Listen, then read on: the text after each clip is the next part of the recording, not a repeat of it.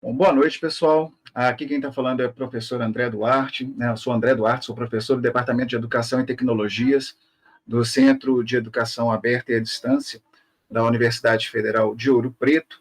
Eu coordeno o projeto de extensão Polos de Cinema, né, que é um projeto que acontece desde 2018, né, aqui na UFOP, um projeto do Departamento de Educação e Tecnologias.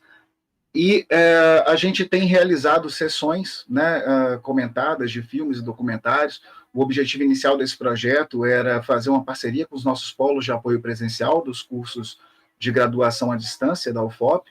Né? Então, a gente fazia sessões de filmes e documentários relacionados a temas que a gente considerasse pertinentes para a formação dos nossos estudantes.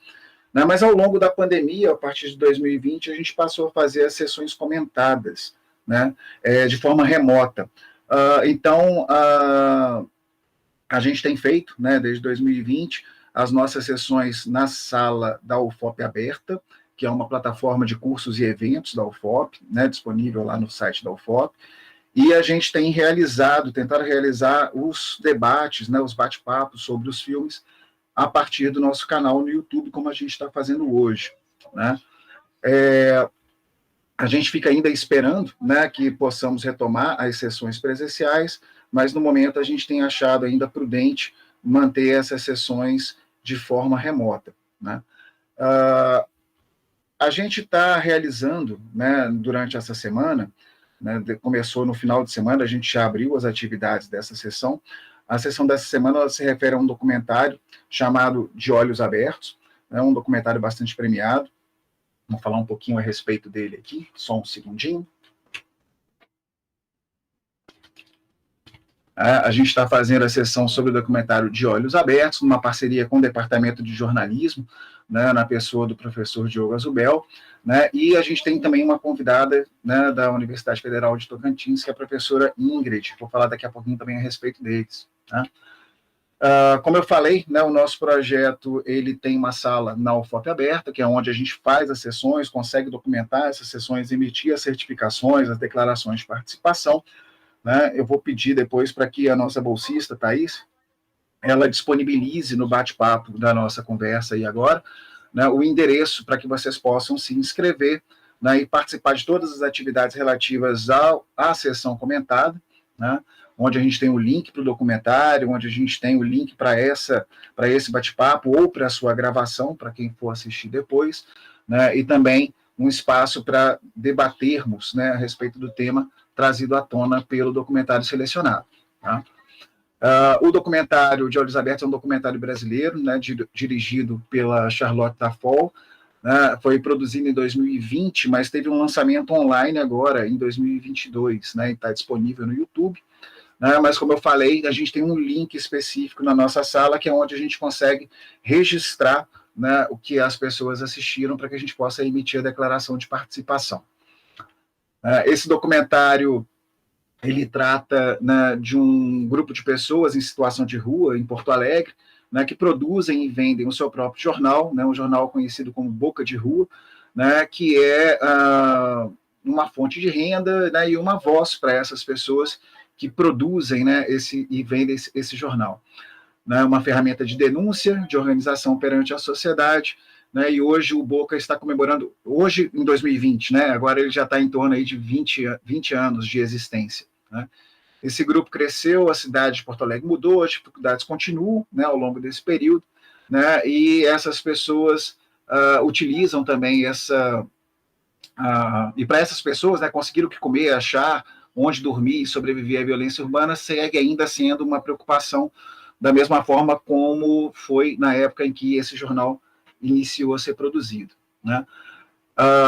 Esse documentário ele tem essa pegada, né, desse diálogo específico né, com o jornalismo, por isso que a gente buscou essa parceria com o Departamento de Jornalismo, mas ele também tem uma perspectiva que para a gente, né, que parte desse, faz esse projeto a partir de uma perspectiva, esse projeto de extensão a partir de uma perspectiva dos nossos cursos de licenciatura, né, dos nossos cursos de formação de professores, traz também uma similaridade, né, uma proximidade, né, com algo que a gente considera que é importante também no processo educacional, né, que é a gente poder, né, ouvir o outro, né, permitir que o outro tenha voz também, né, e possa ouvir um pouco da sua realidade. De certa forma, é uma perspectiva que nos lembra bastante Paulo Freire, que inclusive, né, estabelecia algumas correlações aí entre a educação e a comunicação, né, eu tratava a educação sob uma perspectiva comunicacional,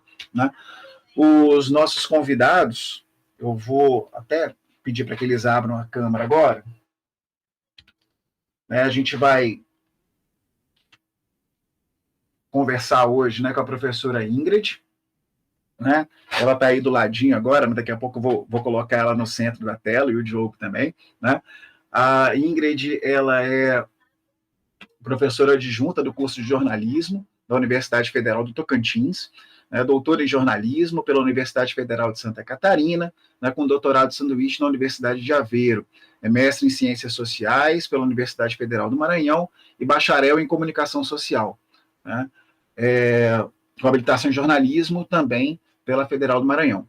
E o nosso interlocutor, né, com o Departamento de Jornalismo, nosso convidado também, é o professor Diogo Azubel, né, que é doutor pelo Programa de Estudos Pós-Graduados em Comunicação e Semiótica, da PUC de São Paulo, né, com um período sanduíche na MICA, que fala, Diogo?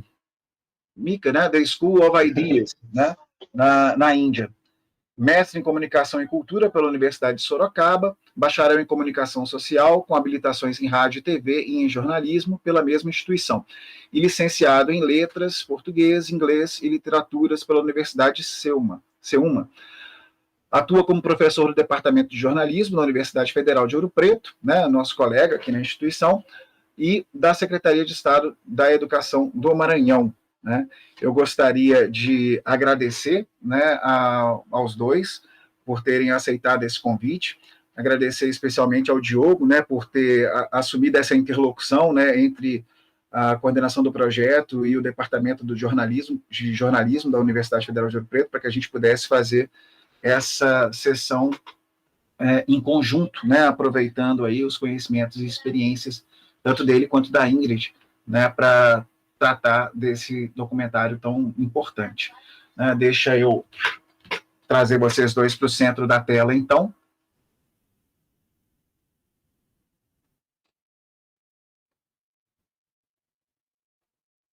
Ingrid e Diogo. Diogo, eu gostaria de passar, então, né, a palavra para você, né. Eu não sei se você gostaria de falar alguma coisa a respeito do Departamento de Jornalismo, que é nosso parceiro aí, e para que a gente possa dar início a essa conversa entre você, a Ingrid, né, e nós todos que estamos aqui participando dessa atividade. Obrigado, viu, Diogo, por aceitar o convite e pela parceria. Perfeito, professor. Eu é que agradeço, não tem como começar de outra forma senão agradecendo. Quando o nosso departamento recebeu o convite, recebeu a proposta, foi com alegria, porque são questões que dialogam com o que a gente vive diuturnamente, né? Não só no departamento de jornalismo, não só nos cursos de jornalismo e de comunicação em geral, mas nesse momento específico da nossa história, a gente tem intencionamento do fazer notícias, intencionamento de como é a operacionalização dessas narrativas midiáticas, seja em prol, seja contra determinado ponto de vista, determinado interlocutor. E aí é interessante que a gente perceba, já falando especificamente do documentário, o quanto uma ideia, a princípio, pouco ambiciosa, gera frutos tão positivos na vida das pessoas. O quanto esse jornalismo, que alguns colegas insistem em dizer que está morto ou que está morrendo, que é o jornalismo impresso, ele contribui para a modificação da vida dessas pessoas, para a potencialização dessas existências, para a potencialização de vozes que muitas vezes não são ouvidas, muitas vezes não são consideradas em um contexto de grandes corporações, como essas que a gente costuma consumir, seja na TV, seja no rádio, seja em papel, seja na tela dos nossos dispositivos. E aí, trazendo um pouquinho para a minha experiência, que eu quero compartilhar com quem nos assiste agora, que é uma experiência predominantemente nas imagens, na produção, na edição, na circulação de imagens técnicas. Então, eu trabalho com fotografia dentro do jornalismo, essas narrativas fotojornalísticas, como elas se configuram. Me parece seguro que a gente pode parafrasear Susan Sontag, a teórica estadunidense, no sentido de que fotografias nos ajudam a fazer as coisas reais, a tornar as coisas reais. E aí eu trago para esse documentário o jornalismo impresso, que essas pessoas em situação de rua produzem, ele torna suas narrativas reais, ele torna seus conflitos reais. E aí, para quem já teve a oportunidade de ver o documentário, ele segue muito tranquilamente, ele não é um documentário difícil de assistir, pelo contrário, ele vai provocando e provocando, e eu tive essa sensação, eu quero ver mais, e aí qual o desdobramento dessas questões? Há muitos recortes dentro desse recorte de vulnerabilidade, pessoas que estão em situação de rua como um coletivo, mas dentro desse coletivo várias outras particularidades, a questão de gênero predominantemente marcada ali, a questão de sexualidade, a questão étnica, racial, tudo isso de uma forma que nós, agentes do jornalismo, e eu acredito que eu posso falar já pela professora Ingrid, fomos colegas na produção de notícias, embora em veículos diferentes, esses recortes eles não nos pautam, eles quase nunca chegam para a gente, quase nunca a cobertura de uma reportagem ela tem esse recorte étnico se a reportagem não estiver falando sobre raça, se nós não estivermos no mês da consciência negra, por exemplo. Dificilmente a gente vai receber uma indicação de um recorte de identidade de gênero, de sexualidade, se a gente estiver fora do mês do orgulho LGBTQIA+. No documentário, a equipe faz isso de maneira magistral, assim, as pessoas estão ali não por serem mulheres, elas estão ali não por serem gays, não por serem negras, elas o são também, mas elas estão ali porque elas têm algo a nos dizer. E o que é que essas pessoas querem nos dizer? O que é que elas querem nos contar que nós, daqui dos veículos de comunicação, do alto dessa produção massiva de notícias, não estamos escutando? Então, uma fala que me marcou bastante foi a fala sobre família, sobre como algumas famílias, ao se depararem com uma sexualidade divergente, uma expressão sexual, uma identidade de gênero divergente daquela que é considerada normal, ou seja, a heterossexualidade, essas famílias optam por excluir esses membros que são diferentes, e essas pessoas sem educação, sem apoio da família, sem qualquer tipo de apoio do Estado, seja como for, elas acabam indo para a rua. E dentro desse recorte a gente se dá conta de que é possível desdobrar outras discussões, não apenas sobre o papel do jornalismo enquanto meio de conhecer o mundo, mas enquanto uma forma de modificá-lo, conhecer para modificá-lo. Dentro desse mesmo livro da Susan Sontag, chamado Diante da Dor dos Outros, ela nos coloca esse desafio de sair do lugar de privilégio que nós ocupamos, seja ele qual for. Então, ela nos provoca no sentido de essas fotografias vão te fazer conhecer aquilo que tu não queres conhecer. Elas vão te colocar diante de um conflito bélico, ainda que tu estejas numa região em que esse conflito não aconteça. Essas fotografias elas vão te colocar diante de situações que são outras que não aquela que tu vives. Então, nós, do lado de cá, posso falar por mim com tranquilidade, eu me sensibilizo muito ouvindo esses ensinamentos e tentando trazê-los para a ordem prática. A vida tem nos colocado, sem querer aprofundar nisso, mas nesse momento da nossa história, está nos pedindo muita serenidade diante dos atrasos que nós estamos vivenciando novamente, diante dos passos que estão sendo dados para trás. Há sintomas disso em toda a nossa sociedade, o aumento do valor da cesta básica, a diminuição do poder de compra, a investida contra direitos individuais. O que o jornalismo pode fazer para a modificação desse cenário? Como é que o jornalismo ele pode se erguer como um poder, não de controlar, mas um poder de cobrar a quem nos serve, nós, população, cobrando a quem não serve, cobrando aos três poderes, ao legislativo, ao executivo e ao judiciário. É isso aqui não está certo. Eu falo de São Paulo nesse momento e não sei se vocês têm acompanhado, acredito que eu comentei isso com você, professor André, sobre as pessoas em situação de rua aqui. Houve uma investida, essa investida permanece ali na Praça Princesa Isabel, que por acaso é a 2 quarteirões de onde eu estou, e o que se vê nos noticiários é a Cracolândia foi desfeita. O que é a Cracolândia? Um espaço onde essas pessoas em situação de rua se reuniam, muitas viviam ali, situações de famílias inteiras vivendo ali, gente que foi despejada, e não só consumindo drogas, há também quem o faz. Mas essas pessoas não tinham para onde ir, então a polícia se colocou lá na Praça Princesa Isabel, a praça está perfeita, não há ninguém, ela foi maquiada, como se a Cracolândia tivesse deixado de existir, e entendendo Cracolândia como esse termo que amassa, achata todas aquelas existências, e as pessoas elas se espalharam pela região. Então, aqui na calçada do nosso prédio, existem famílias, existem pelo menos 3 famílias inteiras vivendo na calçada do nosso prédio.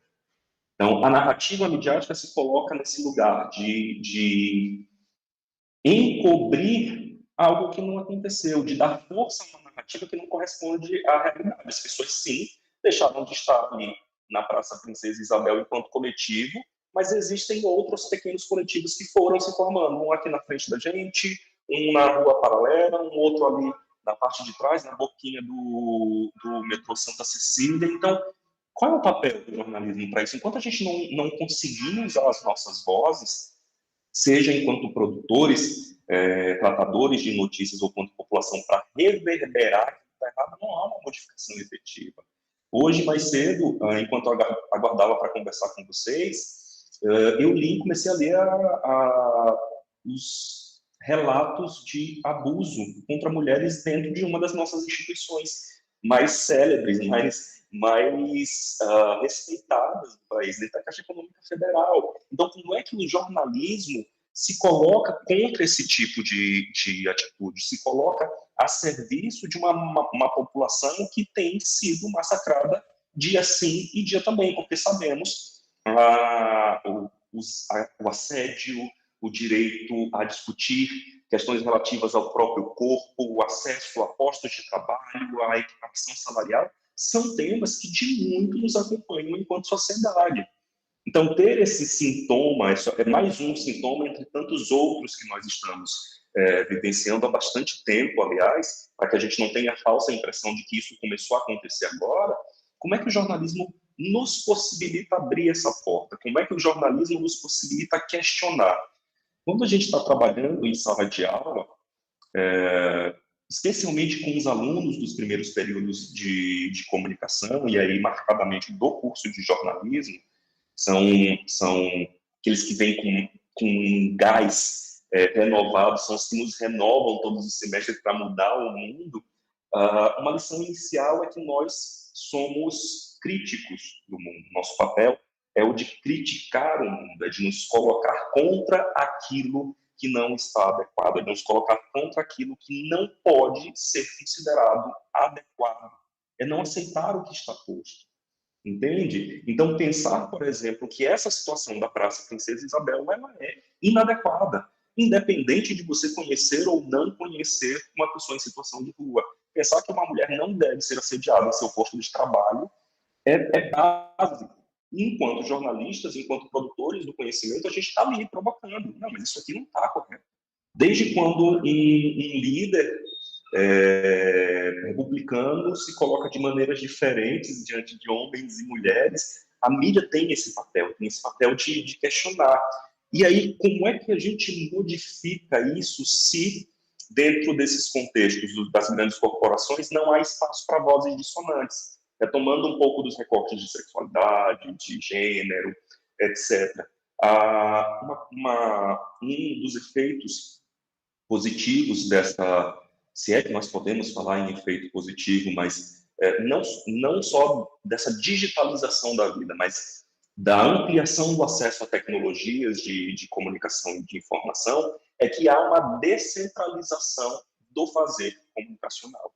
Então, hoje, eu consigo, daqui de São Paulo, produzir uma crítica a essa sociedade a qual eu me dirijo, tanto quanto eu produziria dentro de uma redação, que era o que acontecia há 10, 15 anos. Nós precisávamos estar na redação para produzir essa crítica. Hoje, eu, jornalista, consigo estar na rua ouvindo e traduzindo um acontecimento em tempo real.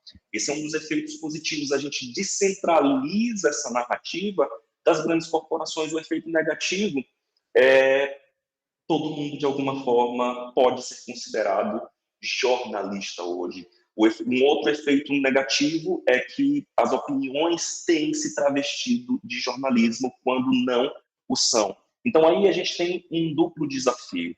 Se, de um lado, nós precisamos olhar para aquilo que não nos é sensível, nos deixar provocar por aquilo que não nos alcança, nos nossos privilégios, pelo outro, nós devemos resguardar os preceitos básicos, os preceitos éticos, os preceitos que dão sustentação a essa nossa área.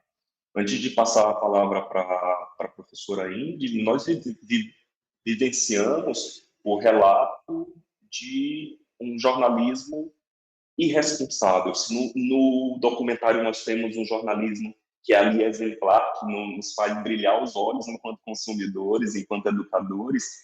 Há alguns dias nós vivemos, dentro de um grande veículo nacional, um exemplo do que não deve ser feito, e que foi o vazamento da situação de uma atriz, uma jovem atriz, que sofreu violência sexual e optou por não interromper a gravidez. E ela foi literalmente chantageada por esse veículo para que, ou por um representante desse veículo e do hospital em que ela se encontrava, a contar essa história. Se ela não contasse, aquele interlocutor, a história vazaria. Isso não é papel do jornalismo. Nós devemos nos munir contra esse tipo de prática irresponsável que se diz jornalística, não é. Da mesma forma que nós devemos nos blindar das narrativas institucionalizadas, aquelas que nos colocam diante de um Brasil perfeito, de um Brasil em que tudo funciona adequadamente, em que todas e todos comemos bem, em que todas e todos temos um abrigo, temos um bom emprego, temos poder de compra. Isso não acontece. Criticando, talvez esse seja o verbo a pautar a nossa formação enquanto agentes do jornalismo, criticar. Criticando essa sociedade, nós nos posicionamos, seja para confirmar aquilo que está posto, no sentido de trazer benefícios para o coletivo, seja a fim de problematizar, de negar e de buscar uma modificação sobre aquilo que não nos é válido, não nos é pertinente, não nos é adequado, que é o que acontece ali no boca de rua.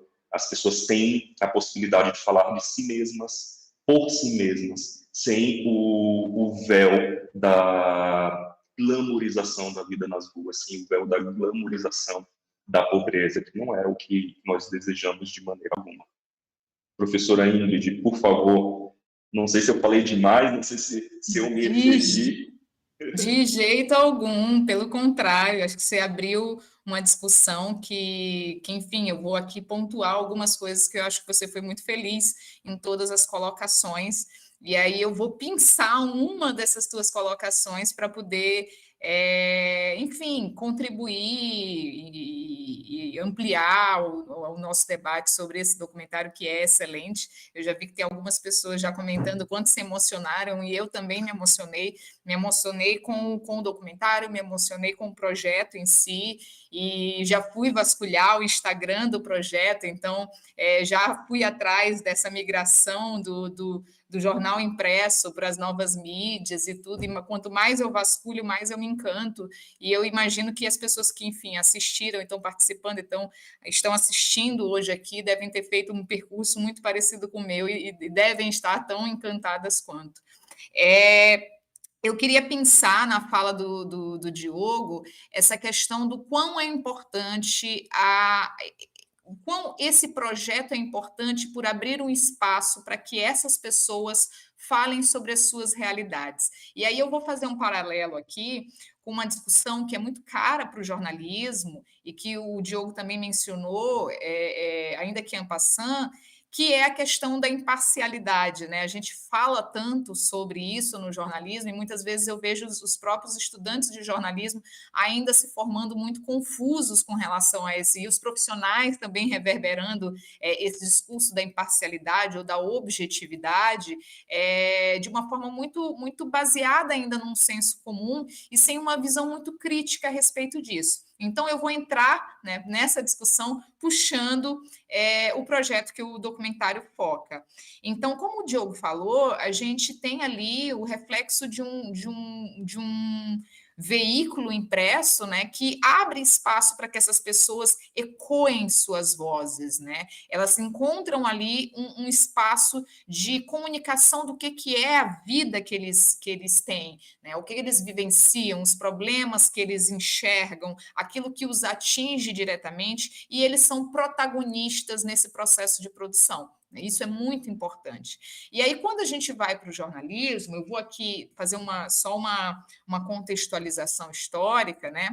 Sobre essa questão da imparcialidade, a imparcialidade e essa ideia de imparcialidade, de objetividade, que eu já deixo muito claro aqui que ela não existe, né? Essa imparcialidade que tanto se fala do jornalismo, que muitos veículos, inclusive, ainda fazem as suas campanhas de divulgação dizendo que vão propagar informação imparcial para a sociedade. Essa imparcialidade e a objetividade, ela é um ideal, né? Ela é um ideal, mas um ideal que foi que se estabeleceu no jornalismo porque permitiu que o jornalismo visse nesse caminho o lucro, né? A realidade é essa. Então, quando o jornalismo ele passa a se ver como uma empresa, né, como uma organização empresarial que precisa se manter financeiramente, o caminho para atingir uma linguagem cada vez mais neutra, cada vez menos posicionada e que trouxesse falas de outras pessoas para corroborar aquilo que estava sendo relatado, esse formato muito similar ao que hoje a gente ainda consome, né, quando a gente está lendo uma notícia ou assistindo um telejornal, de ter as falas das pessoas corroborando aquilo que está sendo dito, de ter um texto que ele soa como imparcial, porque ele não assume um sujeito, né? O jornalista não fala eu, né? Ele coloca a linguagem toda no impessoal. Então, quando ele assume essa forma, na verdade, isso acontece porque o jornalismo passa a se ver cada vez mais como uma estrutura empresarial que também sofre influência de outras estruturas empresariais, como, por exemplo, das agências de notícia, né? Então, as agências de notícia, elas empacotavam notícia para um número grande de veículos e para que vários veículos pudessem comprar aquela notícia empacotada que era vendida, essas notícias elas passaram a ser produzidas de forma cada vez mais impessoal, certo?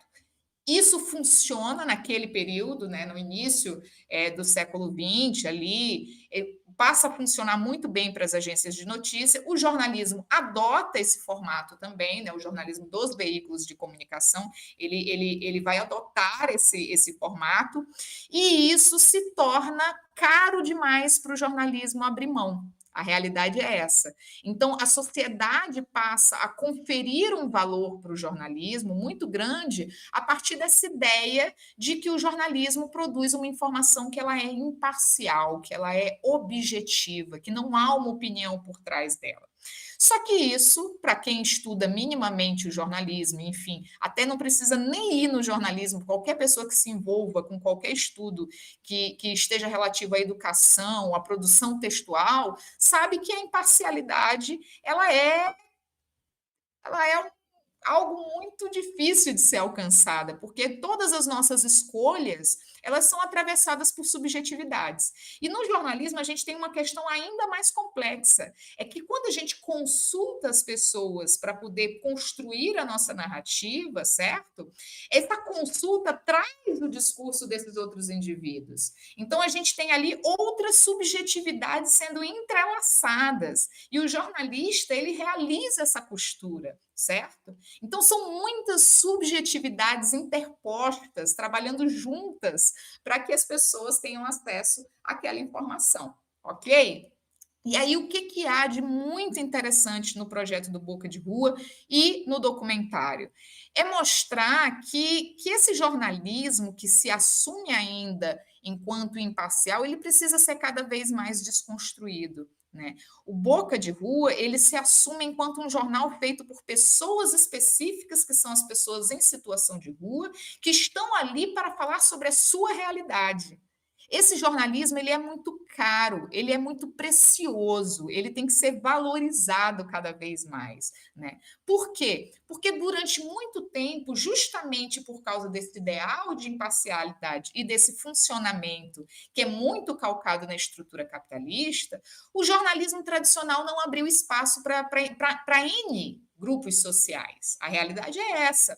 Então, você tem um jornalismo que se propõe a ser tão imparcial e refletir a realidade, né? As teorias mais simples que olham para o jornalismo falam muito disso, do jornalismo enquanto reflexo da realidade, que a gente já sabe que também não mas se vende assim. Então, esse jornalismo que se coloca para vender, para refletir essa realidade, na verdade, ele oculta muitas e muitas e muitas camadas dessa realidade, né? Dessa realidade social. E ele não abre espaço para muitos grupos sociais, ele invisibiliza muitas pautas e muitos grupos sociais. E o Diogo foi novamente muito feliz em listar algumas dessas questões. Uma é a questão racial, a outra é a questão sobre o respeito à diversidade sexual e à diversidade de gênero. Então, você tem ali grupos que são socialmente invisibilizados e que o jornalismo também contribui para essa invisibilização, certo? De palavra muito complicada para quem botou aparelho recente. Então, você tem, num projeto como Boca de Rua, uma quebra nesse modelo, certo? Uma quebra nesse modelo. Então, isso, ao meu ver, é talvez a questão mais cara nesse projeto, que é abrir um espaço para que essas vozes sejam visibilizadas. Porque, como a gente sempre discute no jornalismo, e muitas vezes algumas pessoas, claro que dentro do senso comum, até se referem de uma forma muito, quer dizer, estou dando voz. Não, a gente não precisa dar voz a ninguém. As pessoas têm as suas próprias vozes, e o que a gente tem que fazer enquanto jornalistas, enquanto comunicadores no geral, e educadores também, porque aí eu vou fazer a ponte que o professor André fez no início, né, com o Paulo Freire, criar espaços de visibilização dessas vozes, permitir que essas vozes, que são historicamente caladas, silenciadas, elas encontrem um espaço de visibilidade, um espaço no qual elas possam finalmente ecoar e encontrar pessoas que possam ouvi-las. Então, eu acho que esse é o papel fundamental do jornalismo. O Boca de Rua, ele abre essa discussão, para mim, especificamente, né, que sou jornalista e assistindo me toca muito nesse sentido, porque eu sempre, desde o início da minha carreira, tenho defendido que o jornalismo precisa se afastar desse modelo que é extremamente calcado no capital, no modelo empresarial, de defesa de uma pseudo-imparcialidade e objetividade, e ele precisa cada vez mais assumir os seus pontos de fala. Né? Da onde eu estou falando, para quem eu estou falando, para que finalmente a gente tenha uma sociedade crítica, né? Uma sociedade que possa refletir sobre os fatos a partir, tendo consciência, na verdade, sobre os olhares que atravessam aquela narrativa sobre aqueles fatos. Eu acho que isso ajudaria, inclusive, imensamente, num problema que a gente tem atravessado muito recentemente, que eu acho que o Diogo falou também um pouquinho, que esse nosso atual contexto, onde a gente tem que lidar, por exemplo, com muitas fake news, né, ou desinformação. Na academia a gente não chama de fake news, porque a gente parte da premissa de que se é falso, né, ou seja, se é fake, não é notícia. Então, na academia a gente chama de desinformação. Se a gente assume o nosso ponto de fala, assume que somos indivíduos socialmente posicionados, com uma determinada história e uma determinada defesa específica, eu acho que isso diminuiria gigantescamente essa crítica né, gigante que vem de grupos específicos sociais com relação ao fazer jornalístico, que a cada oportunidade que tem aponta como se fosse um crime o jornalista ou o jornalismo de determinado veículo se posicionar, né? Ter um viés de olhar com relação a algum assunto, como se isso fosse absurdo e isso não pudesse acontecer.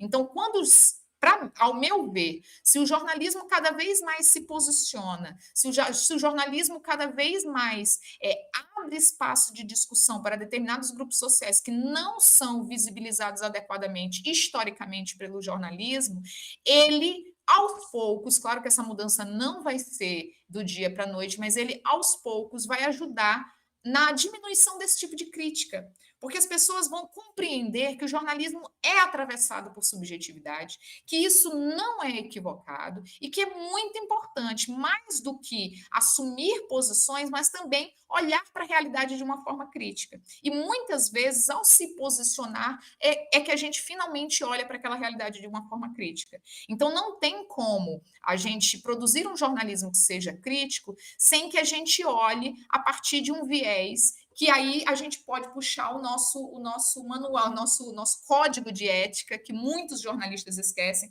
inclusive o jornalista mencionado pelo Diogo, no caso da atriz, especificamente. Então, a gente tem que se posicionar tendo como ponto de partida o nosso código de ética, que deixa muito claro, para quem quiser, enfim, conhecer e saber, que a gente sempre parte em defesa das pessoas em vulnerabilidade. A gente sempre defende os direitos humanos. A gente sempre defende uma sociedade em que a desigualdade possa ser diminuída. Então, esses são os nossos parâmetros. Nós, como jornalistas, temos que trabalhar com um jornalismo que faça isso. Então, esse jornalismo, cada vez mais posicionado, pode encontrar em projetos como Boca de Rua, né, um projeto que não é protagonizado por jornalistas com a formação tradicional, do jeito que a gente está acostumado, mas que abre um espaço no jornalismo para que as vozes desses indivíduos sejam ecoadas. Indivíduos esses que, como eu já falei e o Diogo falou, são indivíduos historicamente silenciados e que precisam, partindo inclusive do nosso código de ética, precisam encontrar um espaço dentro do jornalismo e dentro da produção midiática para que a sociedade veja esses indivíduos, porque é muito confortável para uma parcela gigantesca da população não ver esses indivíduos, né? Não enxergar as suas realidades, simplesmente construir um estereótipo e um estereótipo que suprime deles a cidadania gradativamente, diariamente, certo? E simplesmente os oculta para que a gente não possa ver que esses indivíduos estão tendo a sua cidadania suprimida. Então, e aí vou partindo já menos para o projeto e mais para o documentário. Eu acho que o documentário ele é muito feliz ao fazer uma construção em que também, né, coloca essas pessoas que produzem o Boca de Rua em uma posição de protagonistas. Eles falam sobre o Boca de Rua, eles ajudam a registrar enfim, qual é a rotina deles produzindo e distribuindo e vendendo Boca de Rua, e ali e também eles têm um espaço que não é só falar sobre o Boca de Rua, mas é falar sobre a história deles e atrelá-la à história do Boca de Rua. Então, quando você conhece a história daqueles indivíduos, esse documentário ajuda a desconstruir várias coisas que a gente já deveria ter desconstruído. A gente tem que aqui ser bem sinceros, a essa altura da vida, 2022, a gente já deveria ter desconstruído tudo aquilo que é mostrado, né, muito claramente pelo documentário, mas que, infelizmente, a gente precisa ainda desconstruir. Então, existem histórias muito pontuais ali que me tocaram em especial, que é uma em especial, e aí pegando como mote até a quantidade de situações de violência contra a mulher que a gente tem vivenciado nesses últimos dias, que a gente não vou nem puxar meses, porque se eu puxar meses a gente se deprime aqui, né? Se eu puxar anos, então aí mais que a gente se deprime com relação a esse último governo e os direitos das mulheres. Mas nesses últimos dias, que é a questão da violência contra a mulher, tem um relato que é de uma né, uma mulher que estava em situação de rua e que não saiu da situação de rua porque foi violentada quando estava nessa situação, e ela demonstra, né, ela conta a história e fala que a pessoa que fez isso com ela era uma pessoa de uma situação econômica completamente distinta, de uma situação econômica muito privilegiada perto dela e perto, inclusive, das pessoas que saíram em defesa dela. Né? Então, às vezes, a gente imagina que as pessoas em situação de rua, né, dentro do nosso senso comum, são as pessoas que vão praticar essa violência contra uma mulher, quando, na verdade, naquela situação, eles se acolhem, eles se defendem, eles criam suas regras de proteção e muitas vezes, na maioria das vezes, quem comete mais violências contra essas pessoas são pessoas muito privilegiadas na nossa sociedade, pessoas economicamente privilegiadas, educacionalmente privilegiadas, politicamente privilegiadas e que estão sempre numa situação muito confortável de impunidade. Né? Mais uma vez. Então, esse caso específico me toca muito. A abordagem, a delicadeza, a sensibilidade deles em identificar que a capa deveria trazer pessoas trans, valorizando essas pessoas trans que estão em situação de rua, demonstra muito mais sensibilidade do que muito jornalista formado tradicionalmente por uma universidade, que eu tive, em alguns casos, um grande desprazer em trabalhar. Então, as pessoas que trabalham no Boca, né, que atuam e trabalham, porque aí eu diria até que militam no Boca de Rua, né, porque eles estão ali atuantes e militantes dentro desse projeto, eles demonstram ter uma sensibilidade social muito maior do que muitos profissionais que tiveram um percurso profissional tradicional, bem posicionado e privilegiado dentro da nossa sociedade, mas que não conseguem atuar dentro do nosso código de ética, não conseguem ter o olhar sensível para a sociedade na qual nós todos estamos inseridos, e um olhar não só sensível, mas crítico. Então, eu espero que eu não tenha sido muito caótica na minha fala, eu tentei puxar algumas coisas que o Diogo mencionou, trabalhando com alguns aspectos que são caros para o jornalismo, historicamente caros para o jornalismo, que é a questão da imparcialidade, da objetividade, tentando, obviamente, desconstruí-los, porque isso tem uma base muito forte numa sociedade capitalista e que a gente tem que cada vez mais se questionar se é o caminho que a gente quer seguir. Acho que a gente já tem indícios suficientes para saber que não está dando certo, né? No nosso estado de bem-estar social está sendo absolutamente demolido. Então, quis pensar sobre isso a partir do próprio projeto e quis pontuar também algumas coisas relativas ao documentário, que é o registro, enfim, que a gente pôde assistir, que todos puderam compartilhar. Então, eu espero não ter tido uma fala muito caótica, mas me coloco à disposição para as dúvidas. Por favor, comentem, mandem nos comentários, que eu e o Diogo vamos abrir agora espaço para as dúvidas de vocês, enfim, para os comentários de vocês, o que vocês quiserem debater com a gente.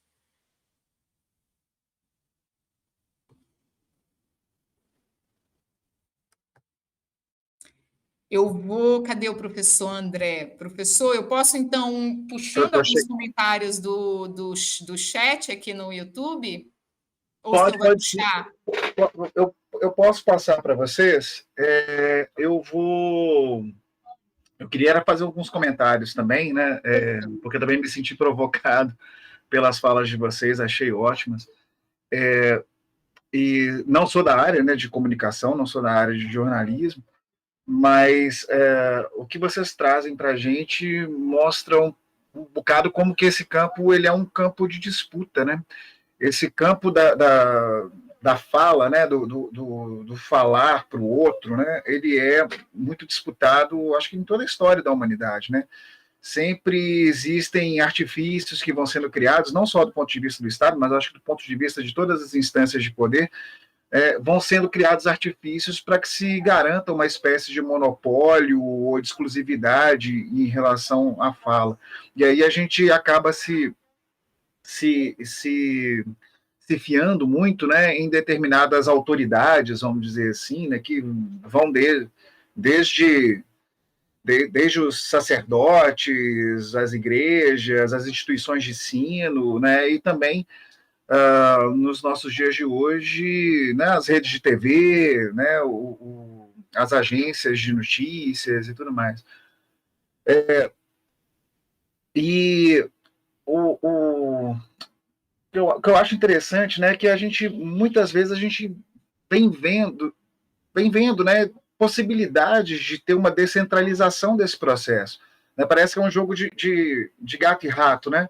Você tem mecanismos que vão sendo criados para se garantir esse monopólio, essa exclusividade da fala, né? Mas você tem também, por outro lado, pessoas que vão tentando encontrar outros meios, e inclusive do ponto de vista técnico, muitas vezes a gente tem desenvolvimentos que possibilitam essa descentralização, né? Possibilitam que a gente consiga pulverizar e ouvir outras falas, né? De uma maneira técnica possível, né? Seja com a invenção da imprensa de tipo móvel, seja com rádio, seja com xerox, seja né, com outras e outras tecnologias, com a internet, hoje em dia, né? Mas a gente vai vendo sempre um movimento de refluxo, né? Eu estou fazendo essa introdução porque, do ponto de vista do que eu trabalho com os meus estudantes na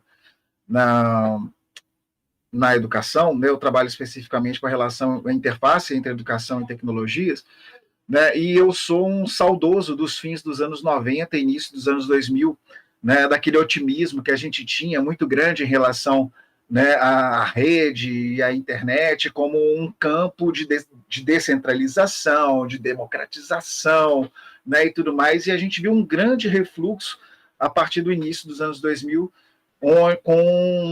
com a plataformização da internet, né, quando a internet ela foi substituída por plataformas, né, e basicamente representadas pelas grandes redes sociais aí dessas big techs que a gente tem, né, Google, Amazon, Facebook, né, Meta, né, hoje e tal.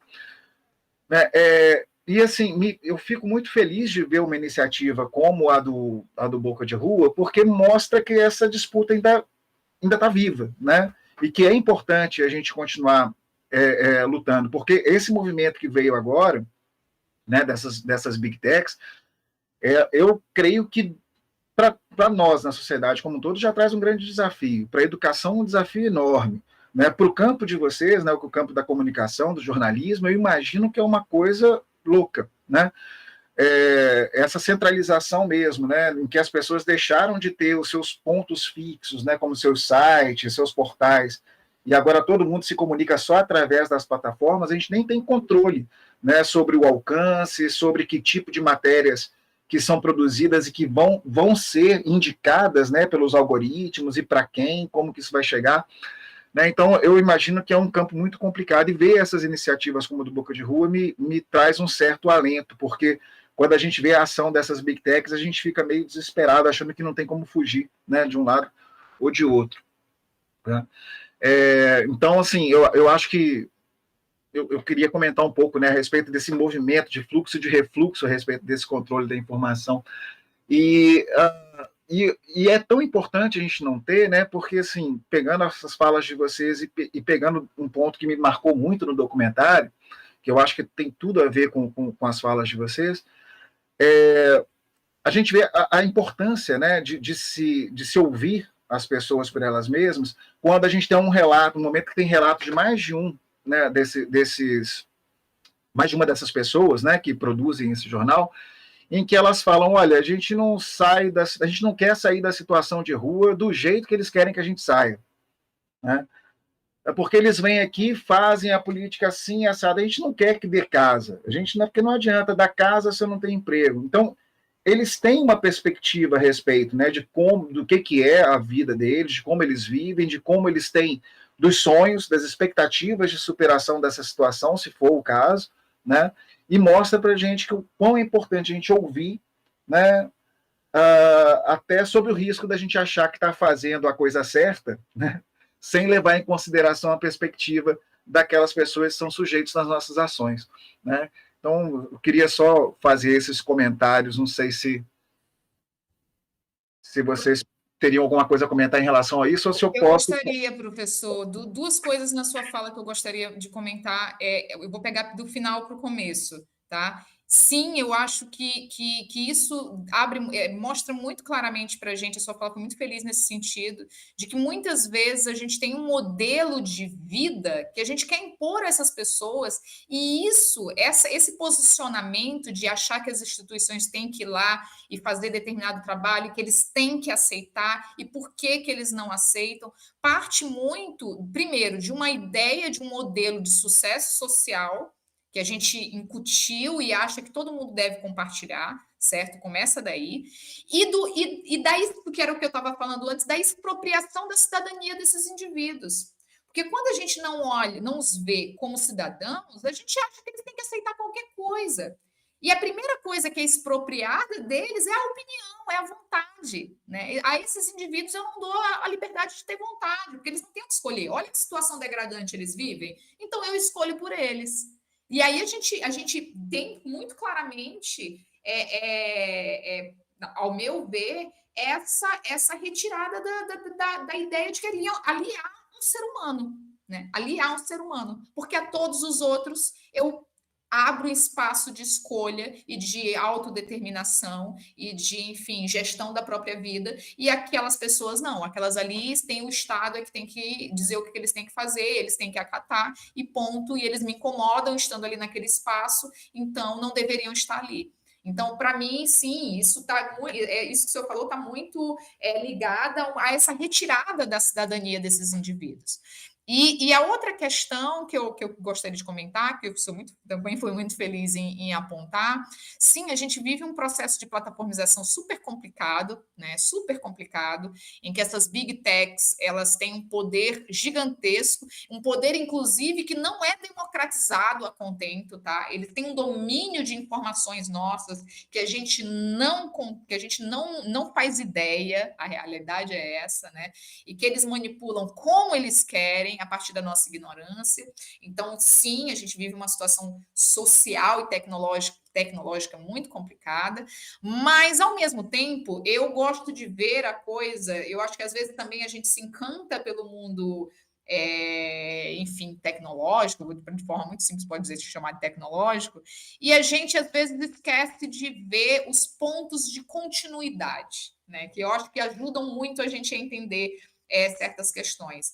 Então, lá atrás, quando a gente tinha só rádio, só televisão, a gente falava que, enfim, e o impresso, a gente falava da organização dos grandes conglomerados de comunicação. Se vocês forem pegar os artigos da área, sempre que falam das mídias tradicionais, eles falam dos grandes conglomerados de comunicação, porque assim, no Brasil, se organizaram os grandes veículos. Então, os grandes veículos quase nunca estavam sozinhos. Eles estavam quase sempre organizados em grandes conglomerados, o conglomerado Globo, que tem TV, tem portal, tem impresso, o conglomerado, enfim, vários conglomerados que a gente pode listar aqui, que são concessões de rádio, de televisão, e concentram impressos, e concentram portais, e os portais, quando chegaram no Brasil, chegaram pelas mãos dos grandes conglomerados, a entrada da internet no Brasil ela é completamente distinta de, por exemplo, um país como nos Estados Unidos, em que você tem pequenas pessoas tendo acesso à internet, produzindo seus conteúdos. Aqui no Brasil, não. A internet chega caríssima, inacessível, e só os grandes conglomerados poderiam utilizá-la para produzir jornalismo. Né? Então, é bem distinta a entrada da internet no país, no Brasil. Né? Então, isso, para mim, né, demonstra, se a gente puxar por essa história, é que mesmo nessa estrutura de grandes conglomerados, que ainda não era essa estrutura de plataformização que vivemos hoje, nós sempre tivemos tensionamento. E aí a gente que é uma das coisas que eu sempre falo para os meus alunos, para não verem o jornalismo de uma forma tão simplista, porque às vezes você encontra muitos teóricos, eles estão certos em fazerem as críticas, mas eu acho que quando a gente faz críticas muito contundentes, de forma muito enfática, a gente esquece de ver que as questões sociais são muito complexas. Então, mesmo dentro desses conglomerados, a gente sempre, historicamente, tivemos jornalistas profissionais tensionando de dentro desses conglomerados o poder hegemônico, a ordem do chefe, sabe? Furando a bolha e emplacando matérias que não deveriam entrar. Então, claro que é um trabalho era e é ainda um trabalho de formiguinha feito por algumas pessoas que estão ali dentro, mas isso acontece. E é da mesma forma como isso acontecia lá atrás com os grandes conglomerados, a gente pode dizer que hoje, nessa estrutura de plataformização, a gente tem muito projeto social, relevante, jornalístico menor, que não teria como ter uma estrutura que o grande conglomerado permitia há um tempo atrás, mas que hoje consegue ter o seu público a partir do que essas plataformas viabilizam de audiência, de viralização de conteúdo. Então, por exemplo, um jornal como Boca de Rua, ele existe no impresso, mas hoje ele está lá presente no Instagram, né, tentando alcançar um público maior.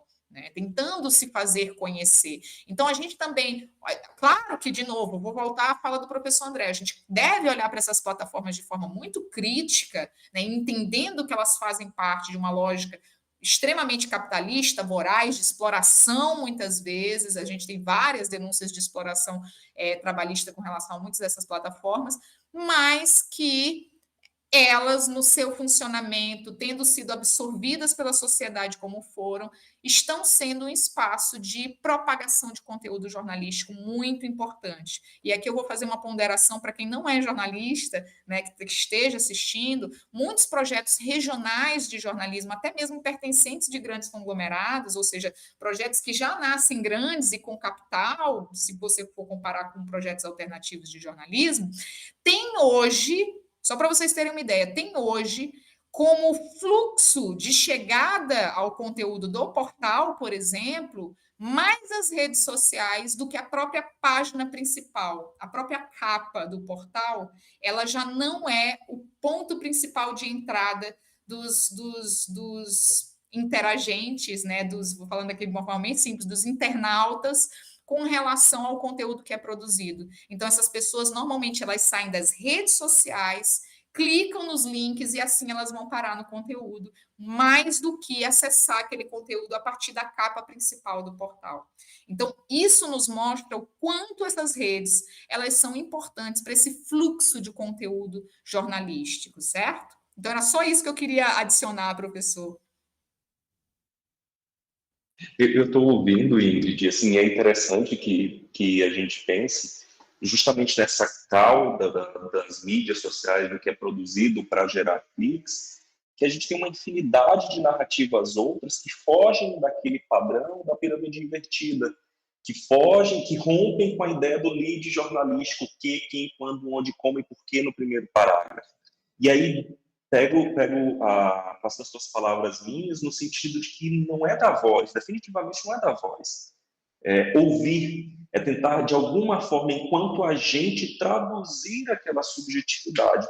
E aí, se a gente tem a descentralização da produção, por que não também consumir o que é feito? Por que não consumir um conteúdo feminista feito por feministas? Por que não consumir um conteúdo de pessoas em situação de vulnerabilidade produzido por essas pessoas? Por que nós precisaríamos validar a opinião, as vozes dessas pessoas pelo crivo de alguém que não vivencia aquilo? Que aí a gente tem frases distorcidas, né, que nem merecem serem replicadas, mas no sentido de que as pessoas estão na rua porque elas desejam estar na rua.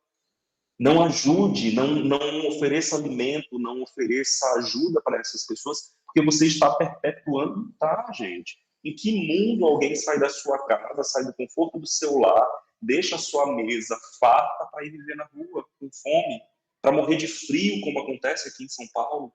Em que mundo uma mulher deixa a segurança de seu lar para se colocar em risco no meio da rua? Então, esse é o nosso papel, sim, de criticar, e ainda que nós não tenhamos a obrigatoriedade do diploma de jornalismo para exercer a função, nós temos a obrigatoriedade de agir de maneira adequada com aqueles que são nossos semelhantes, e de entender que nós não sabemos tudo, de entender que nós não damos conta de tudo. Até uma anedota quando a gente entra na faculdade: eu sou jornalista, sei um pouquinho de cada coisa, eu não sei tudo.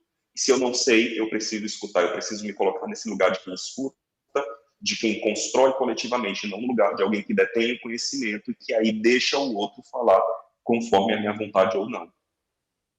Diogo, eu só complementaria, quando você fala dos nossos semelhantes, eu complementaria sobretudo aqueles que estão em maior vulnerabilidade, né? Eu acho que falta esse olhar de quem são as pessoas que estão em maior vulnerabilidade na nossa sociedade. E aí a gente vai ver que essa vulnerabilidade, ela não é tão simples como a gente imagina. Ela não é meramente econômica. Às vezes ela é econômica, ela é atravessada por uma questão étnico-racial, ela é atravessada por uma questão de vulnerabilidade pela identidade de gênero, pela questão sexual, da sua identificação com relação à sua sexualidade. Então, essa vulnerabilidade, ela tem camadas e mais camadas que a gente precisa compreender e que o jornalismo, ele precisa olhar para as pessoas que estão em posição mais vulnerável. Porque um jornalismo que não olha para as pessoas que estão em posição mais vulnerável é um jornalismo que ajuda a perpetuar o status quo de quem está no poder, exercendo a posição de dominante e suplantando os direitos de outras pessoas. Então, a gente precisa ter esse olhar com relação ao próximo, sempre tendo como viés quem são as pessoas que estão mais vulneráveis e que a gente precisa atuar diretamente para diminuir essa vulnerabilidade, para contribuir para a diminuição dessa vulnerabilidade.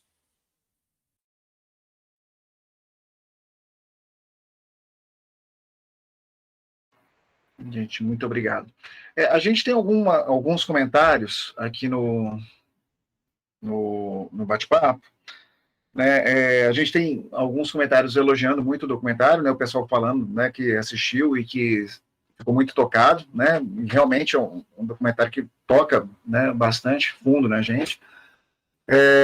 E aí tem algumas pessoas aqui, a Sabrina, fazendo uma pergunta específica sobre a questão do financiamento do Boca de Rua. Eu não lembro de ter informação sobre isso.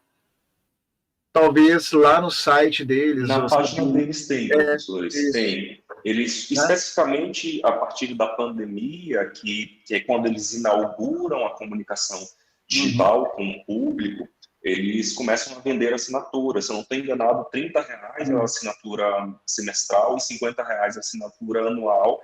E aí eles fazem uma interrupção bem interessante no sentido de nós nos comprometemos a continuar fazendo jornalismo e vocês se comprometem a continuar consumindo isso, seja no digital, seja no impresso, que é interessantíssimo. Mas sim, a pessoa que comentou realmente o documentário não deixa claro sim, de que forma eles sustentam economicamente o projeto. Eu senti falta disso também quando eu estava assistindo, porque você sabe que eles vendem, o documentário mostra que eles vendem o jornal, mas fica o tempo todo subtendido de que aquela venda, querendo ou não, é para subsistir. Para eles. Isso. Eu também não tinha entendido que tinha um autofinanciamento ali. E aí, exatamente, e aí você fica se perguntando, tá, e o gasto, porque o impresso, eu que trabalhei já no impresso, o impresso tem um gasto com papel, tem um gasto com a impressão, com a tinta, enfim, eles podem não ter o gasto que é da mão de obra jornalística, eles podem não ter o gasto que é de distribuição, porque a distribuição são eles que fazem, mas eles têm ali sim um gasto de produção, e eu também fiquei me perguntando, e agora o Diogo explicou, né, tem uma parcela de financiamento, eu imagino que inicialmente o projeto, como é feito por uma professora, encabeçado por uma professora que é da Universidade, se eu não me engano, Federal do Rio Grande do Sul, né?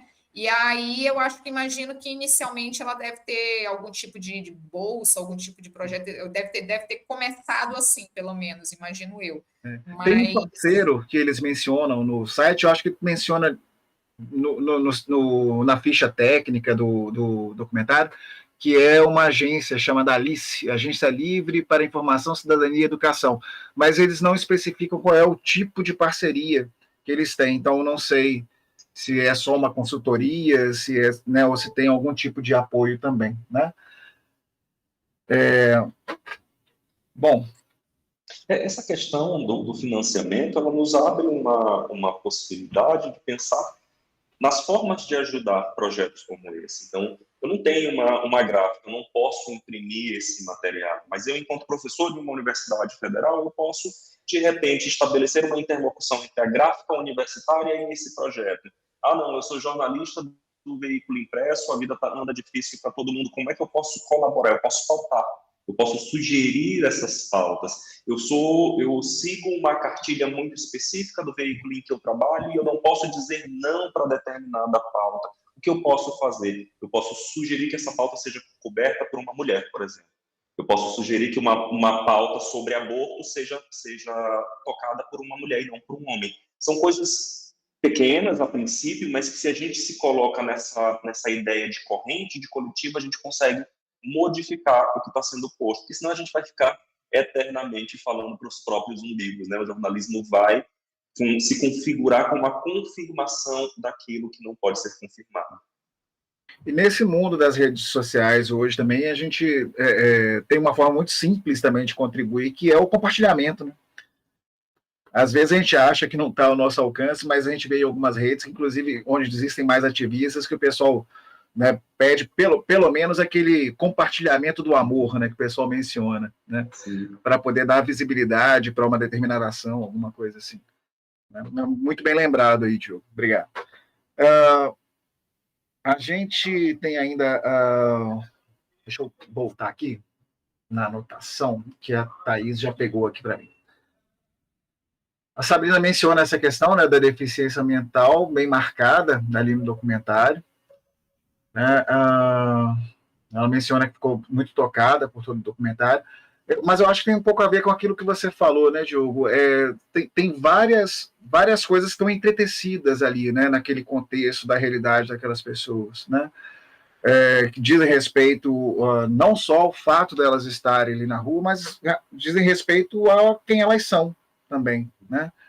Se você quiser voltar a esse ponto, né? A gente tem dentro do documentário, nós temos o exemplo do estudante universitário. Então, o estudante universitário, ele é, para mim, um exemplo adequado para se iniciar uma discussão com quem quer que tenha resistência. Eu tenho ouvido muito essa frase aqui em São Paulo, muito. Eu não vou passar por ali porque tem muito morador de rua. Eu vou dar a volta no quarteirão, eu vou andar mais porque tem muito morador de rua. E para cada vez que eu ouço essa frase, eu respondo com o mesmo argumento. Morador de rua não é criminoso. Ah, mas eles se integram ali. Quem se integra são os criminosos, as pessoas que estão em situação de vulnerabilidade. Elas se passam por essas pessoas para agir de má fé.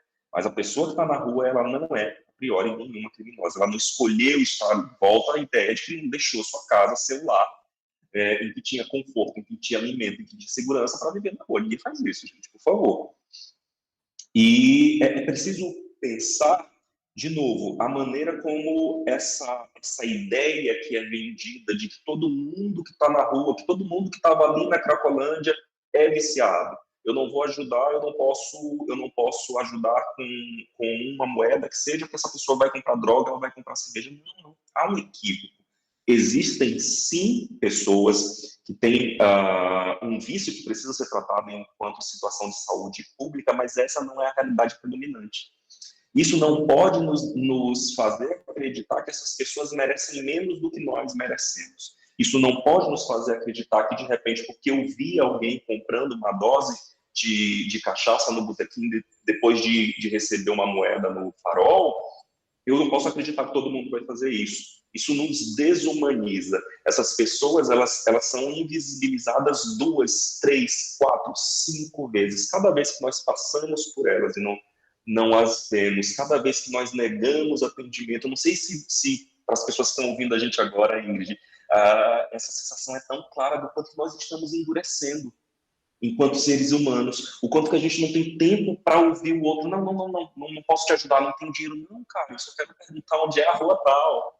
Eu já me vi fazendo isso dentro de uma loja, olha só que absurdo. A moça veio perguntar, oi, tudo bem, não, eu trabalho aqui. Não sei, eu quero sua ajuda para identificar esse produto aqui.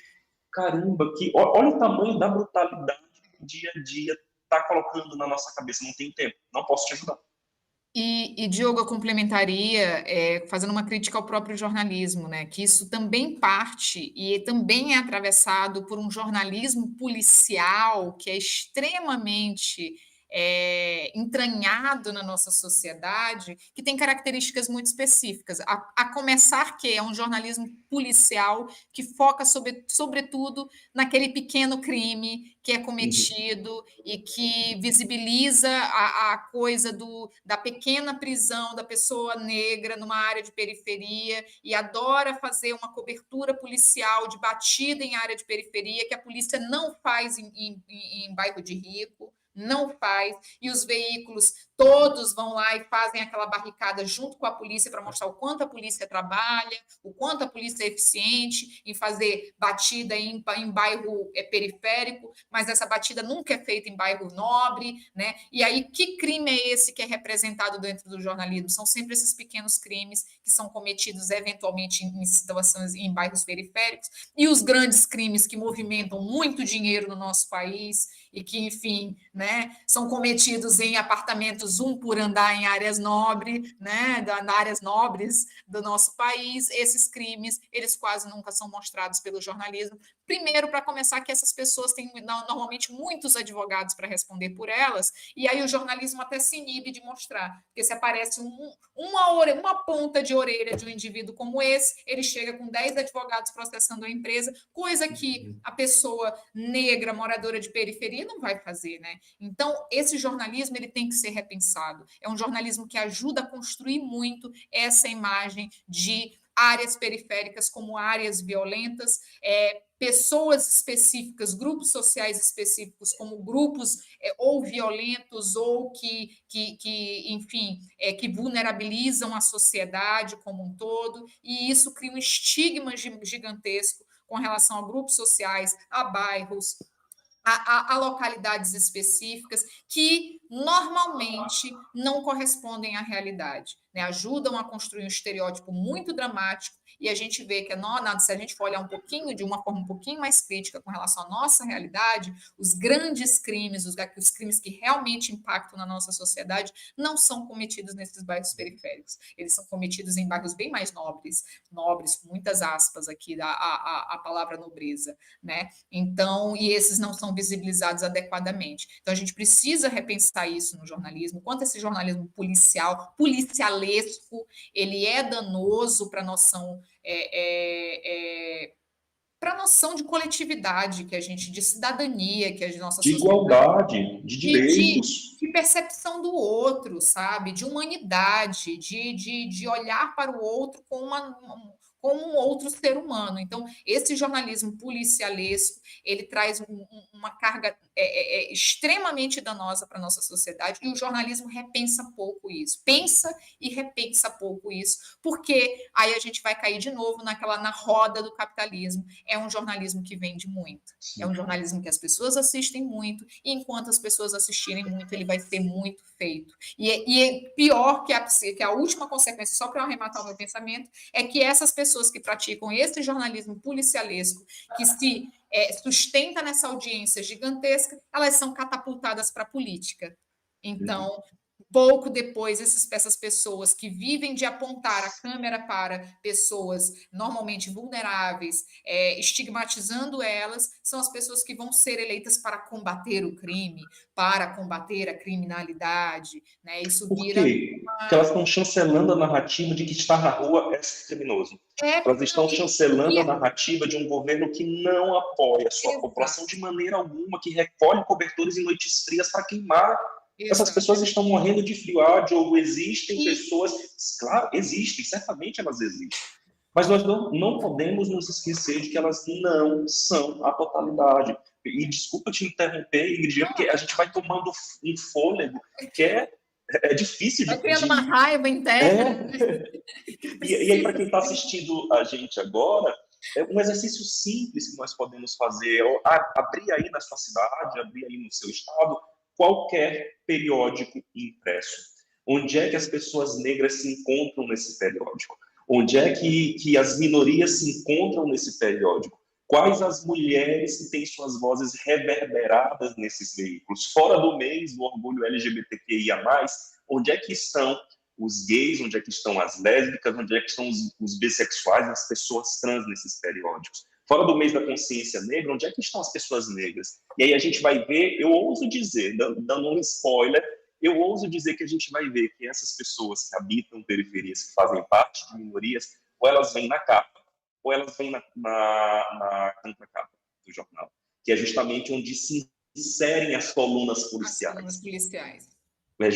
E o nosso estudo fala sobre isso, né? O estudo sobre pessoas negras em capas de jornal. Como é que uma pessoa negra vai para a capa do jornal? É lamentável perceber que não faz muito essas pessoas negras transbordavam para a capa do jornal apenas em situação de tragédia ou crime. Apenas. Então, em que pese a tecnologia, em que pese os custos de impressão, nós não podemos tomar isso como um argumento válido, porque não é o mesmo periódico que publica a foto de corpo inteiro de um diretor de agência bancária sem aberta no Maranhão de 1950, que é o tema da minha pesquisa no doutorado. Esse mesmo periódico coloca uma 3x4 de um homem, um trabalhador negro, que foi vitimado por esse sistema que age ciclicamente para desumanizar a todas e a todos nós. Nesse jogo de invisibilização, né? Agora eu que me embolei com essa palavra, e de preconceitos, né? A gente vai fazendo julgamentos, né? A cada vez mais nocivos, né? E assim, sem desconhecendo, né, essas realidades dessas pessoas, por isso que eu acho que é importante, né, a gente ter a possibilidade de ouvir, né. Eu gostei muito de vocês falarem que não é da voz, né, porque essas pessoas, elas têm a voz delas, mas, né, eu acho que é mais uma questão da gente ouvir mesmo, de encontrar os espaços para que essa voz reverbere, né. A gente desconhecendo a realidade, a gente pode fazer muitos julgamentos, né? Eu pego aqui pelo meu bairro também, estou aqui em Belo Horizonte, né? Cada um de nós tem um lugar diferente, né? Aqui em Belo Horizonte a gente também tá com esse aumento muito grande, né, de pessoas em situação de rua nos últimos anos, né? É uma realidade, me parece, está atingindo todas as grandes cidades do país. E muitas vezes a gente vê algumas pessoas fazendo certos julgamentos porque vem essas pessoas em situação de rua, grande número delas, dormindo durante o dia. Aí acham que são vagabundas e não sei o quê, porque passam o dia inteiro ali dormindo. Né? Mas muitas vezes, né, a gente não entende que em algumas situações, em alguns lugares, essas pessoas dormem durante o dia porque se protegem durante a noite, né? Para à noite não serem vítimas de violência, né? Para não serem queimadas, como é muito comum, infelizmente, acontecer. Né? Então, a gente acaba fazendo julgamentos desconhecendo essa realidade. É, né? Muito importante a gente poder conhecer de fato. Né? Eu queria trazer aqui mais um comentário, que é o do Raul. Eu vou pular o da Thaís, depois eu quero ver se a Thaís prefere fazer a pergunta dela, o comentário dela, para vocês diretamente, tá? Vai pensando aí, Thaís. Mas o comentário do Raul Pires Neto, ele não fala de que cidade que ele é, mas ele fala que na cidade dele tem muitos moradores de rua, né? E a maioria proveniente de cidades vizinhas. E aí ele menciona uma coisa que é importante também nessa situação, né? São pessoas que ninguém quer, né? Porque, de certa forma, prejudicam, vamos dizer assim, a imagem do local, ou vão gerar algum tipo de trabalho, ou porque há uma expectativa, né, de violência ou de criminalidade, né, em relação a essas pessoas, como já se mencionou esses preconceitos aqui, né, nas falas. E é uma realidade que acontece muito, né, às vezes as pessoas chegarem, ficarem ali desalentadas numa determinada cidade, e a cidade ficar empurrando, né? Acontece às vezes, botar no ônibus e jogar na cidade seguinte, né? E aí vai indo de lugar em lugar, né? Em algumas vezes chega a oferecer pagar a passagem para a pessoa retornar para a cidade de origem, mas em algumas vezes é só aquela coisa mesmo de expulsar, né, para fora da divisa, né, para fora do limite do município, né? Parece aqueles filmes de Bang Bang que a gente via, né, antigamente, que o xerife pegava a pessoa indesejada na cidade e acompanhava ali até fora da cidade para ela, né, sair dali e não incomodar, né? E aí ele fala que, né, vivenciando essa situação, né, ele fala que realizamos, né, deve ser uma rede na qual ele colabora, fala que realizamos algumas ações de assistência a essas pessoas, né? Mas fala que tem dificuldade em atender, né, esses moradores de rua, e ele vai falar dessa diferença, né, entre o morador de rua e o dependente químico, né, que está na rua, seja em função do álcool ou de algum outro tipo de droga, né? E aí ele menciona também a importância da mídia, né, que muitas vezes a mídia ajuda a dar visibilidade e colabora nesse processo, né, de conseguir assistência ou contatar pessoas da família, né? Então esse é o comentário dele. Não sei se vocês gostariam de mencionar alguma coisa, inclusive comentar alguma coisa a respeito disso. Eu acho que aquele texto, Diogo, que você encaminhou, não lembro agora o nome dele especificamente, né, mas me lembra um pouco, né, dessa responsabilidade, né, não é responsabilidade, como é que a gente poderia dizer? De uma espécie de compromisso social que a mídia teria também, né? Não sei. Não, tem. Compromisso e responsabilidade. Porque, de novo, a gente precisa voltar a essa ideia de que as narrativas, elas constituem poder. Então, conhecimento é poder, né? já diria Foucault. Nós, trazendo isso para a nossa rotina aqui dentro da universidade, dialogando com quem está fora da universidade, é preciso considerar que a formação acadêmica dentro de um curso de jornalismo, ela não deve ser focada no atendimento às demandas de mercado pura e simplesmente. Porque aí não se inventa a roda, né? Você vai replicando padrões e padrões ao dia eterno. Não, nós precisamos criticar esses padrões, criticar essas rotinas, criticar esses modos de fazer, reconhecer os limites, seja para abraçá-los, para aceitá-los, seja para transpô-los. Então, nós temos o limite que é a presença de uma pessoa negra dentro de um telejornal, ou como diretora de redação de um jornal impresso, um grande jornal impresso. Essa pessoa não existe, há um limite ali. Esse limite precisa ser tensionado. Esse é o nosso papel enquanto sujeitos de uma sociedade plural. Essa, na minha concepção, é a maior função de um jornalista, é criticar, é apontar mesmo, é colocar o dedo na ferida, e mais do que colocar o dedo na ferida, discutir possíveis soluções. Então, se nós não podemos colocar essas pessoas no ônibus, é óbvio que não podemos, e jogá-las no próximo município, quais são as soluções possíveis?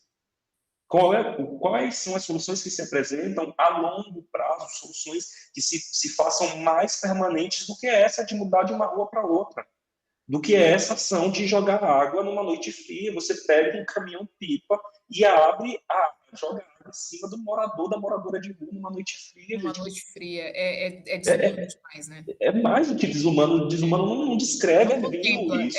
Desumanidade pegar não cobertor e alguém, um trabalhador, como quem nos assiste agora, uma trabalhadora que se esforça, vai lá, costura um cobertor, costura um casaco, costura um par de meias que seja, e entrega para essa pessoa em situação de vulnerabilidade. E aí vem a prefeitura, toma e queima. Nós não estamos trabalhando para a nossa população, de maneira alguma. Nós estamos trabalhando contra ela. E só complementando o que o Diogo falou, da responsabilidade social do jornalismo, a gente não pode esquecer que rádios e televisões são concessões públicas, né? São concessões públicas, eles têm responsabilidades, eles têm que cumprir com essas responsabilidades, né? Cumprir com as regras, trabalhar em prol da sociedade. Então, às vezes a gente esquece, porque tem um grande nome empresarial que as pessoas assistem, a TV Globo, TV Record, e esquece que aquilo ali é uma concessão pública. A gente não pode perder isso de parâmetro, porque senão a gente não cobra adequadamente essas empresas que recebem essas concessões. Então, isso é muito importante que a gente frise sempre, para que a gente não pense que estamos falando para empresas privadas pura e simplesmente. Não, elas têm uma responsabilidade social, elas têm que cumprir. Ótimo. E concessões que muitas vezes a gente não sabe como é que elas são concedidas, né? Aliás, a gente teve uma... Ou renovadas. Eu diria renovadas, professor, porque concedidas a gente até sabe, inclusive a época. A gente pega ali o Figueiredo Militar, sabe? A gente tem, né, a própria confissão do Antônio Carlos Magalhães, né? Na época que ele era ministro da comunicação, alguma coisa assim, no período da ditadura, e que ele falava abertamente: eu vou dar concessão para quem é meu aliado político, não vou dar concessão para quem não é meu aliado, né? Então a coisa pública é tratada aí como o bem de uma... quintal de casa. De um grupo, de um grupo específico, isso. E aí, né? Você me lembra uma fala que é no sentido de eu tenho que nomear o filho de alguém, que seja o meu, ora. Não estamos tão distantes assim, é por isso que esse debate sobre a regulamentação da nossa profissão ele se faz tão urgente, é por isso que discutir isso se faz tão necessário. Pensar a regulamentação da mídia não para calar as pessoas, ao contrário, para estabelecer direitos, mas também deveres. Diogo, você tocou num ponto muito importante. Eu estava até pensando aqui em caminhar já para o encerramento, mas eu acho que esse ponto que você tocou agora, ele não diz respeito tão diretamente assim, eu acho que ao documentário, mas de certa forma, né, permeia qualquer discussão que a gente faça a respeito de comunicação, eu imagino, julgando de fora. Mas se faz muita confusão, né, na cabeça do público em relação a essa questão da regulamentação da mídia e da censura, né? Geralmente a gente vê que alguns grandes meios aí apresentam ao grande público as propostas de regulação da mídia, né, ou de um controle social da mídia como um aspecto de censura, né? Tem como esclarecer um pouquinho, né? Vocês teriam como esclarecer um pouquinho o pessoal que está assistindo agora, participando agora, ou que vai assistir depois, sobre essa confusão? E a que ela serve? Antes de jogar a bola para a professora Ingrid, me parece muito sensível que censurar é impedir. Regulamentar, o próprio termo já diz, nós vamos estabelecer as formas pelas quais essa comunicação, seja ela qual for, vai se dar. Então, quando eu tenho, por exemplo, um projeto que nos diz que num Brasil que é majoritariamente negro, eu preciso passar pela Câmara e pelo Senado um projeto para que pessoas negras sejam colocadas em telenovelas, eu estou de alguma forma regulamentando. Quando eu digo que a propaganda infantil ela não pode se colocar como na nossa época de adolescência, compre determinado produto, peça para o papai, peça para a mamãe comprar.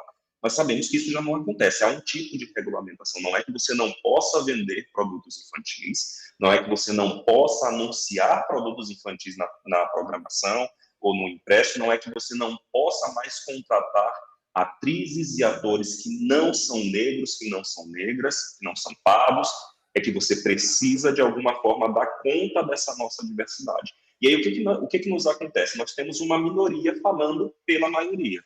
Nós podemos fazer um exercício simples, que é cruzar os sobrenomes políticos com os sobrenomes comunicacionais. É um exercício simples e super efetivo. Então, essa minoria falando por uma maioria, a conta já não bate. Nós não podemos discutir embora bem sensível, a professora Ingrid já me passa a palavra, nós não podemos discutir aborto com homens. É simples. É tão básico. Não faz sentido. Mulheres precisam discutir isso. E onde estão essas mulheres? Onde é que elas estão se nós não temos as cotas para mulheres? No Senado, por exemplo, onde é que elas estão? Como é que elas vão discutir isso? E só complementando, Diogo, que mulheres são essas, né? Porque, de novo, quando a gente vai para uma discussão que tem como pressuposto a basta representatividade feminina, não basta a representatividade feminina. Que mulheres são essas? Porque se são mulheres que fazem parte de uma elite, que representam essa elite oligárquica, são filhas, esposas, herdeiras, elas não representam a mulher negra, pobre, vulnerável, moradora de periferia, de favela. Não representam. Então, também, não basta só representar com mulheres, mas precisamos pluralizar e saber que nos representam e que vão debater isso. Né? Mas a única garantia, Ingrid, que a gente tem de não trazer, é porque você toca numa questão muito interessante. Qual é a garantia de que essas mulheres vão falar pelas outras mulheres? Nenhuma. Nenhuma. Elas podem, inclusive, advogar contra questões que a maioria acredita serem adequadas. Como temos muitas. Temos mulheres em posições de poder hoje que atuam veementemente contra qualquer coisa que venha a facilitar ou a melhorar a qualidade de vida da população feminina desse país. Facilitar. Mas me parece muito mais densa a prerrogativa segundo a qual, em não tendo, ninguém fala. Então, de repente, nós temos aqui um recorte, uma mulher negra de meia idade, ela mora numa região periférica e ela se coloca de uma maneira X em uma questão polêmica. Mas não era isso que se esperava, não. O debate deve ser feito ali, entre semelhantes. Agora, se nós nos valermos desse argumento de que essa mulher não se posicionou como deveria, aí que a coisa não anda mesmo. Aí que a questão ela não é discutida nem hoje, nem vai ser pautada para ser discutida amanhã, e a gente vai empurrando e tentando desfazer, que é o que a gente está vivenciando hoje, retrocederem direitos em questões duramente conquistadas.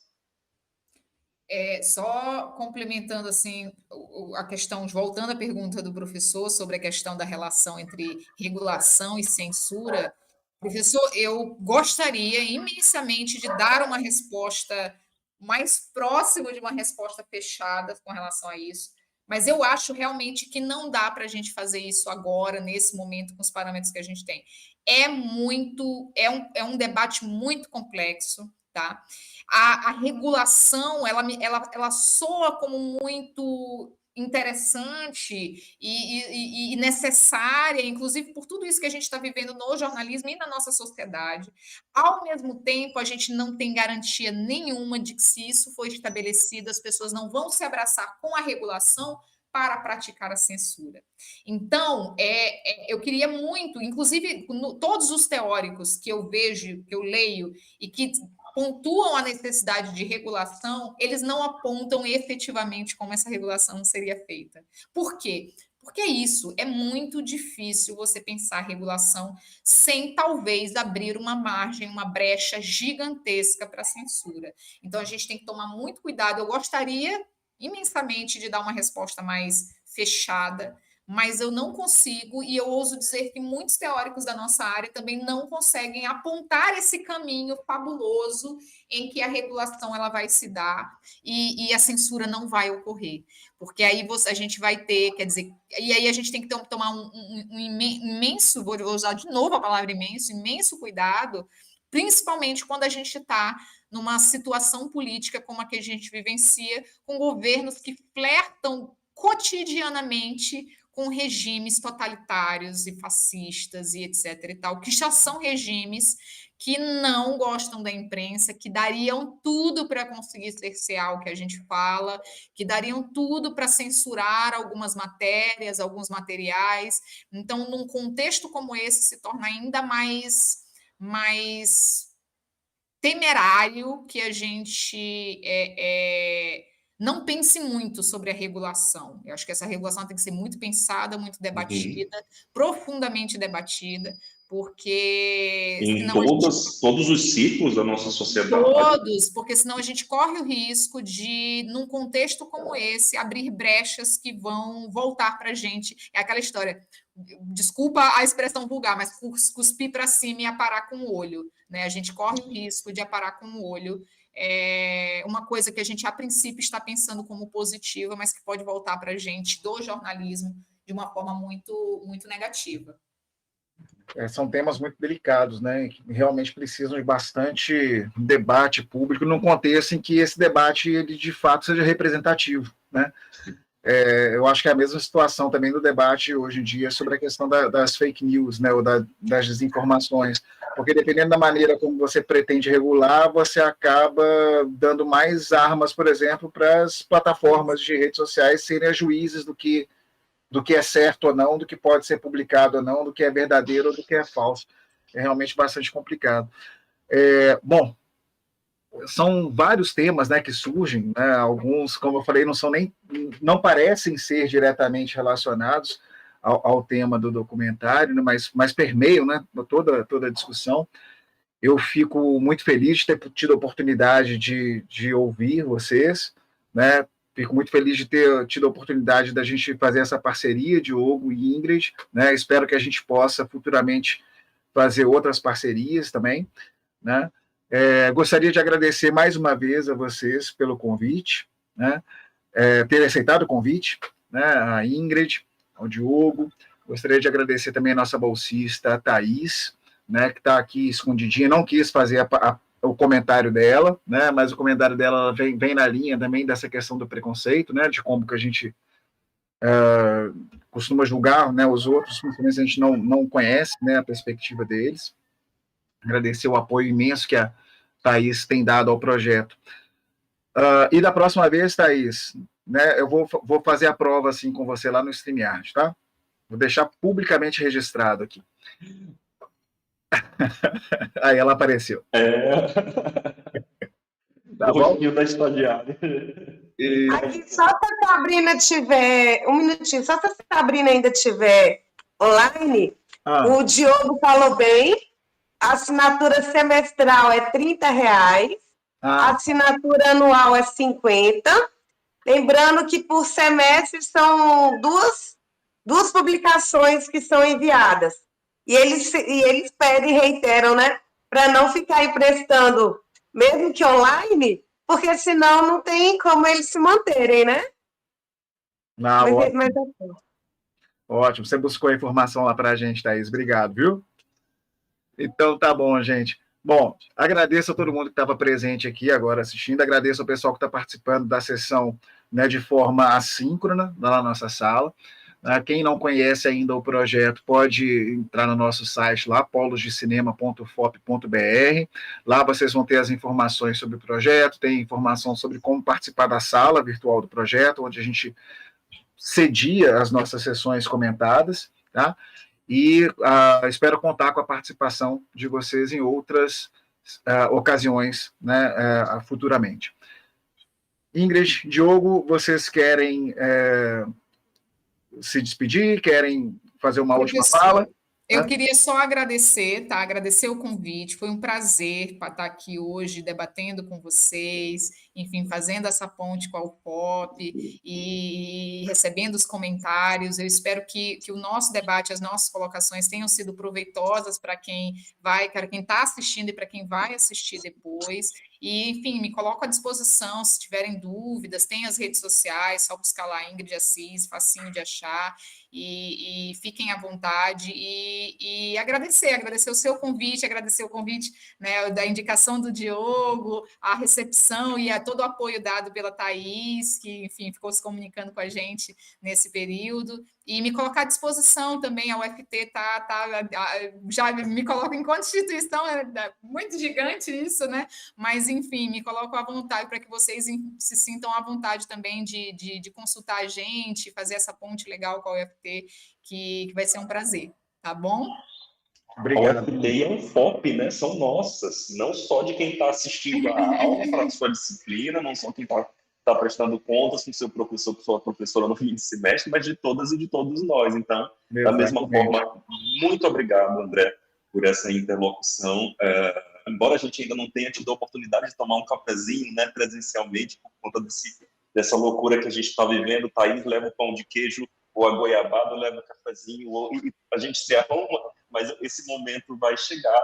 E para quem quiser se comunicar com a gente, Diogo Azubel, Z de Zebra, OUBEL, em todas as mídias sociais, Instagram, Twitter, Facebook, etc. Nos interessa, falo um pouco por mim e também pela professora Indy, saber o que vocês pensam.